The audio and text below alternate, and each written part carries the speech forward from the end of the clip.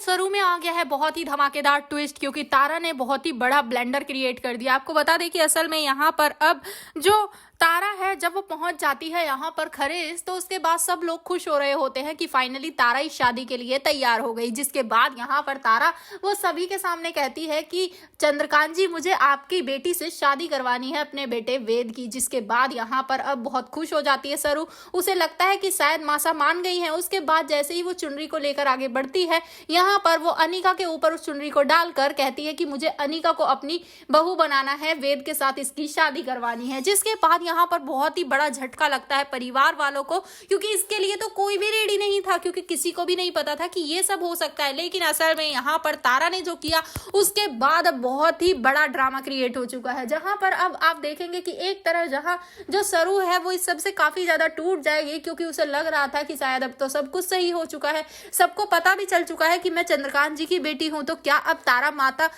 माँ अभी भी मेरे से नाराज रहेंगी। लेकिन यहाँ पर जो तारा माँ है, यानी कि तारा, वो तो बेचारी एक्सेप्ट ही नहीं कर पा रही है कि सरू उसके घर की बहू बने। जी हाँ, अब उसे क्लास की जो जरूरत है। तो इसके बाद यहाँ पर अब वो अनिका को सबके सामने एक्सेप्ट करती है, लेकिन उसे रिजेक्ट कर देगा वेद, और सबके सामने कह देगा कि मैं कभी भी अनिका से शादी नहीं करूंगा, या फिर किसी भी और लड़की से शादी नहीं करूंगा, क्योंकि मैं सिर्फ सरू से प्यार करता हूँ और वही मेरी पत्नी बनेगी। जिसके बाद यहाँ पर जो तारा के हस्बैंड है, यानी कि वेद के पिता, वो बहुत ही ज्यादा गुस्सा करने वाले और कहने वाले कि तारा, तुम्हारा दिमाग खराब हो गया, समझ आ रहा है तुम क्या बोल रही हो, हमारा बेटे की शादी सिर्फ और सिर्फ सरू के साथ होगी। जिसके बाद यहाँ पर ड्रामा करने वाली है अब तारा, और यहाँ पर ना ही वो अनिका की शादी वेद के साथ करवाना चाहती है, और ना ही वो सरू के साथ कराना चाहती है अपने वेद की शादी। लेकिन शादी तो होगी, फिर चाहे उसके लिए कुछ भी क्यों ना करना पड़े। तो अब यहाँ पर फिर से सरू और वेद मिलकर एक बहुत ही बड़ा प्लान बनाने वाले हैं, और उसमें फंस जाएगी तारा, और शादी तो होगी लेकिन वेद और अनिका की नहीं, बल्कि वेद और सरू की। तो भैया आप कितना एक्साइटेड एनुअल ट्विस्ट के लिए हमें कमेंट बॉक्स में बताएं।